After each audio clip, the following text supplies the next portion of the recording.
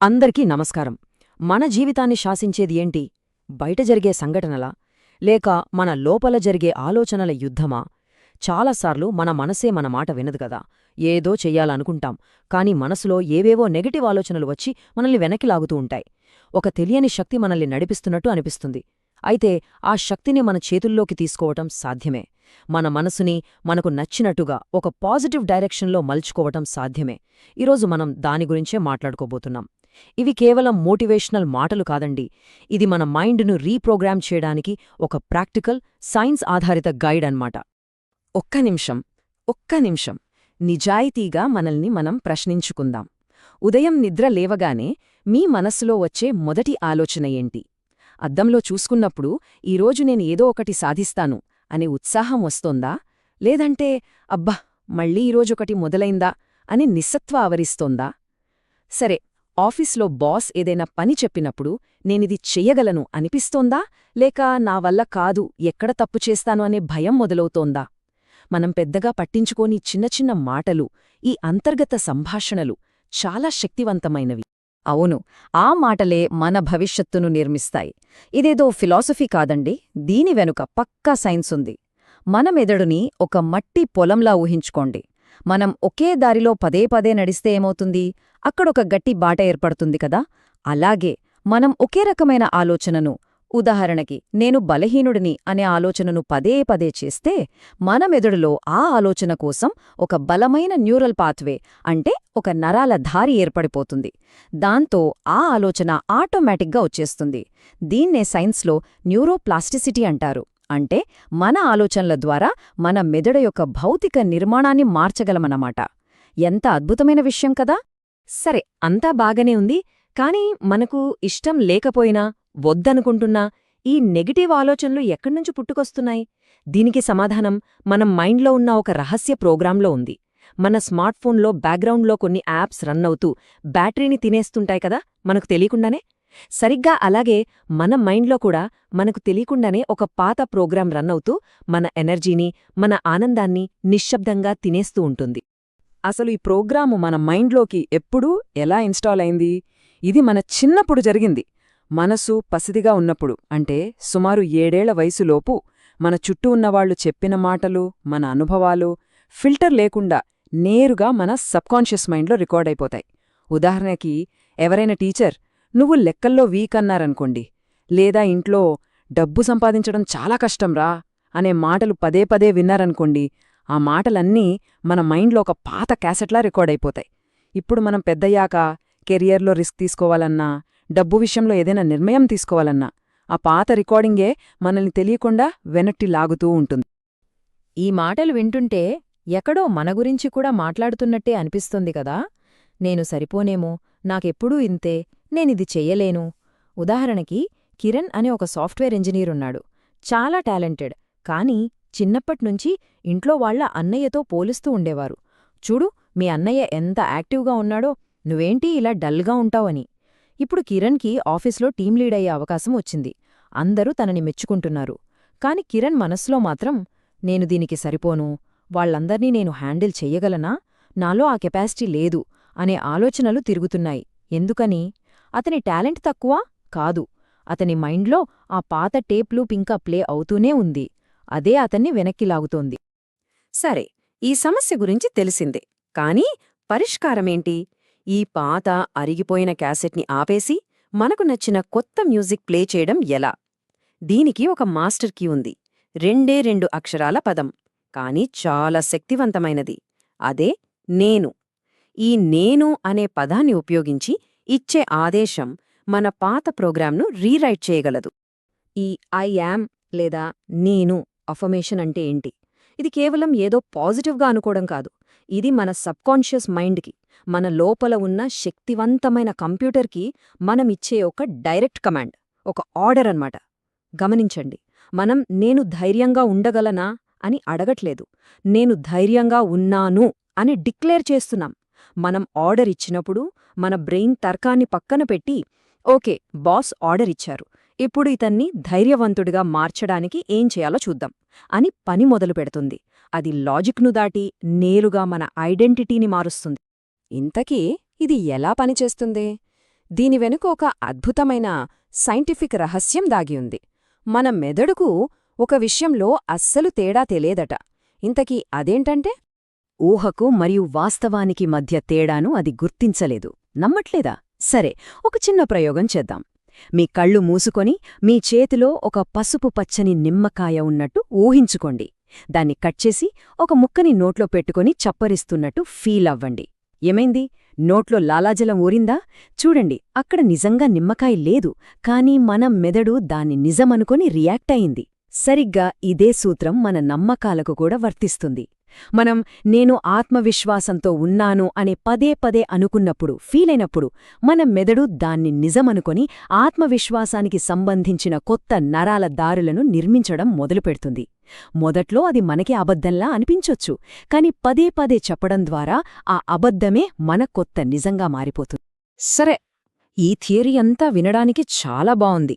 కానీ దీన్ని ఆచరణలో పెట్టడమెలా? మాటలు చాలు, ఇక యాక్షన్లోకి దిగుదాం. మన మైండ్ను రీవైర్ చేయడానికి, మన జీవితాన్ని మన చేతుల్లోకి తీసుకోవడానికి ఇక్కడున్న 4 సింపుల్ కానీ చాలా పవర్ఫుల్ పేపర్ మిషన్లు. దీనికి పెద్దగా ఖర్చేం లేదు. ఒక పెన్ను, కొన్ని కాగితాలు, ఇంకా ప్రతిరోజు మీకోసం మీరు కేటాయించుకునే ఒక 10 నిమిషాల సమయం, అంతే. ఈ 4 మిషన్లు ఒకదానికొకటి చాలా ముఖ్యమైనవి. మొదటిది మార్నింగ్ ఐడెంటిటీ రీసెట్, అంటే ఆ రోజుకు మనం ఎలా ఉండాలనుకుంటున్నామో మనమే డిసైడ్ చేయడం. రెండవది ఎమోషనల్ డిటాక్స్, మనలో పేరుకుపోయిన నెగటివ్ ఫీలింగ్స్ని బయటకు పంపేయడం. మూడవది సెల్ఫ్ టాక్ రీప్రోగ్రామ్, మనతో మనం మాట్లాడుకునే భాషను మార్చడం. ఇక నాలుగవది నైట్ మైండ్ ప్రోగ్రామింగ్, నిద్రలో కూడా మన మైండ్కి పాజిటివ్ ట్రైనింగ్ ఇవ్వడం. సరే, ఇప్పుడు వీటిని ఒక్కొక్కటిగా వివరంగా చూద్దాం. రెడీనా? Mission number 1, morning identity reset. ఉదయం నిద్ర లేవగానే మన మైండ్ చాలా ఫ్రెష్గా ఒక తెల్ల కాగితంలా ఉంటుంది. ఆ రోజు ఎలా ఉండాలనేది మనమే ఆ కాగితం మీద రాయొచ్చు. నేను ప్రశాంతంగా ఉన్నాను, నేను ఆత్మవిశ్వాసంతో ఉన్నాను, ఇలా మీకు కావలసినవి రాసి వాటిని అద్దం ముందు నిలబడి మీ కళ్లలోకి మీరు చూసుకుంటూ గట్టిగా చదవండి. గుర్తుంచుకోండి, ఇది కోరిక కాదు. దేవుడా నన్ను ప్రశాంతంగా ఉంచు అని అడగట్లేదు. నేను ప్రశాంతంగా ఉన్నాను అని కమాండ్ ఇస్తున్నారు. ఇది ఆ రోజుకి మీరు తీసుకుంటున్న ఒక స్పష్టమైన నిర్ణయం. ఆ రోజంతా ఆ శక్తి మీతోనే ఉంటుంది. ఇక రెండవ మిషన్ ఎమోషనల్ డిటాక్స్. మనం చేసే పెద్ద తప్పు ఏంటంటే మనలో భయం, కోపం, అసూయ లాంటి నెగటివ్ ఫీలింగ్స్ వచ్చినప్పుడు వాటిని అణిచిపెట్టేయడం. కాని అలా చేస్తే అవి లోపలే ఉండి మనల్ని తినేస్తాయి. అందుకే ఈ మిషన్లో వాటిని గుర్తించి గౌరవంగా బయటకు పంపేస్తాం. ఒక వేరే కాగితం తీసుకుని ఈరోజు నేను భయాన్ని విడుదల చేస్తున్నాను, లేదా సోషల్ మీడియా చూసి బాధపడితే ఈరోజు నేను పోలికను విడుదల చేస్తున్నాను అని రాయండి. రాసి దాన్ని ఒకసారి చదివి ఆ కాగితాన్ని చింపేయండి. ఆ బరువు మీ భుజాల మీద నుండి దిగిపోయినట్టు ఊహించుకోండి. ఇది చాలా రిలీఫింగ్గా ఉంటుంది. Mission 3, self talk reprogram. ఇది ఆందోళనకు ఒక అద్భుతమైన విరుగుడు.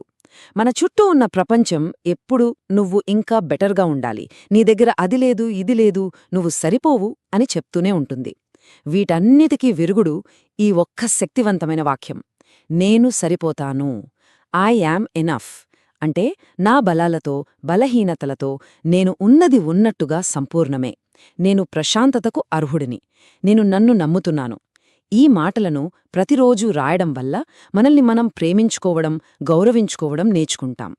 ఇది మన ఆత్మగౌరవానికి పునాది. ఇక ఆఖరిది మిషన్ 4, మైండ్ ప్రోగ్రామింగ్. రోజంతా మన మైండ్ ఒక యుద్ధం చేస్తుంది, అలసిపోతోంది. నిద్రపోయే ముందు ఆఖరి కొన్ని నిమిషాలు చాలా కీలకం. ఆ సమయంలో మనం ఏ ఆలోచనలతో నిద్రలోకి జారుకుంటామో మన సబ్ కాన్షియస్ మైండ్ రాత్రంతా వాటిపైనే పనిచేస్తుంది. అందుకే పడుకునే ముందు నా మనసు ప్రశాంతంగా ఉంది, నా శరీరం రిలాక్స్ అవుతోంది, రేపటి రోజు నాకు మద్దతుగా ఉంటుంది అని రాసి చదవండి. ఇది మన సబ్ కాన్షియస్ మైండ్కి ఒక మంచి లాలిపాట పాడినట్టు. మనం నిద్రపోతున్నా మన మైండ్ మాత్రం ఈ పాజిటివ్ ఆలోచనలను ప్రాసెస్ చేస్తూ మనల్ని రేపటికి సిద్ధం చేస్తుంది. సరే, ఈ మిషన్లన్నీ వినడానికి సింపుల్గానే ఉన్నాయి, కానీ అసలైన మ్యాజిక్ వీటిని రోజూ చేయడంలోనే ఉంది. మొదటి రోజు జిమ్కి వెళ్లగానే 6 ప్యాక్ వచ్చేస్తుందా? రాదు కదా. అలాగే మనసుకి శిక్షణ ఇవ్వడం కూడా అంతే. ఇది ఒక్క రాత్రిలో జరిగే అద్భుతం కాదు, ఇదొక సాధన, ఒక ప్రాక్టీస్. రోజూ కొద్ది కొద్దిగా ఈ మిషన్లు చేయడం వల్ల నెమ్మదిగా మన మైండ్ యొక్క డీఫాల్ట్ సెట్టింగ్ అంటే ఏమీ ఆలోచించనప్పుడు ఆటోమేటిక్గా వచ్చే ఆలోచన నెగటివ్ నుండి పాజిటివ్గా మారుతుంది. చాలామంది తమ మనసుతో ఒక శత్రువులా పోరాడుతూ ఉంటారు. నాకెందుకిలాంటి ఆలోచనలొస్తున్నాయి అని తిట్టుకుంటారు. కాని ఒక్క విషయం గుర్తుపెట్టుకోండి, మన మనసు మనకు శత్రువు కాదు.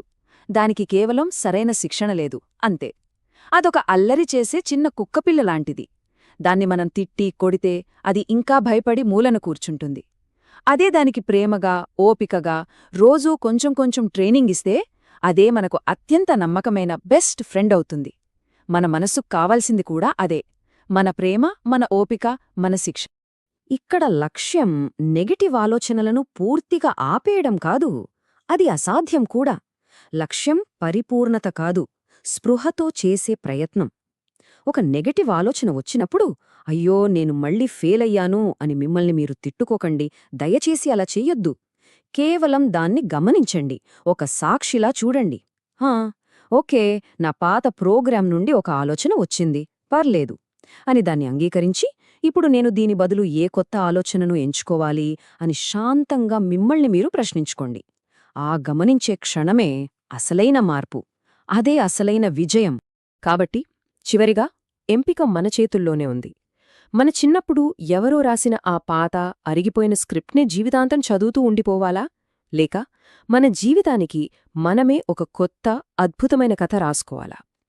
ఈ 4 మిషన్లలో ఈరోజు ఇప్పుడే కనీసం ఒక్కదానితో మొదలుపెట్టండి. మీ అంతర్గత ప్రపంచం ఒక అందమైన తోటలాంటిది. దాన్ని ఎలా పెంచుకోవాలో మీరే నిర్ణయించుకోవాలి. మరి చెప్పండి, ఈరోజు మీ మనస్సు అనే తోటలో ఏం మంచి విత్తనాన్ని నాటబోతున్నారు? ఈ ప్రయాణంలో మీ అనుభవాలను కింద కామెంట్స్లో పంచుకోండి. ఈ సమాచారం మీకు ఉపయోగపడినట్టు అనిపిస్తే దీన్ని మీ స్నేహితులతో పంచుకోండి. మరిన్నిలాంటి విశ్లేషణల కోసం సబ్స్క్రైబ్ చేసుకోండి. ధన్యవాదాలు.